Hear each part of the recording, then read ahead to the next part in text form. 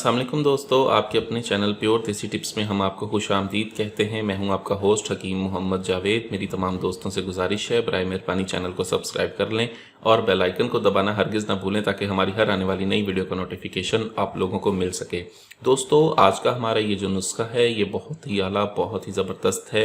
ये रॉड की सुस्ती, ढीलेपन को ख़त्म करने के लिए है। ऐसे तमाम तर अफराद जिनके रॉड में ढीलापन है, रॉड कमज़ोर हो गए हैं, लागर हो गए हैं, बेजान हो गए हैं, रॉड में सख्ती नहीं रही, अगर सख्ती है भी तो बहुत कम है, तो उसके लिए ये नुस्खा है।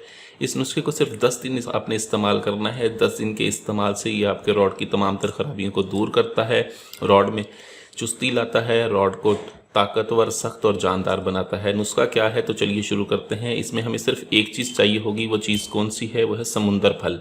ये समुंदर फल है। समुंदर फल ले लेने हैं आपने। 3 तोला आप समुंदर फल ले लें। ठीक है। अब आपने करना ये है कि रोज़ाना इसको सिर्फ इसके 6-7 दाने जो हैं आपने रोज़ाना, ठीक है, उनको आपने ताज़ा सिल बट्टा जो होता है, पत्थर की सिल जो होती है, उसके ऊपर आपने रगड़ना है। अगर आपके पास पत्थर की खरल है तो उसमें भी आप इसको रगड़ सकते हैं। ठीक है। आपने इसको अच्छी तरह से रगड़ना है। रगड़ने के बाद इसमें सिर्फ थोड़ा थोड़ा 2-2 कतरे पानी डालें और रगड़ते रहें। 2-2 कतरे पानी डालें और रगड़ते रहें। ये आपके पास एक पेस्ट सा बन जाएगा।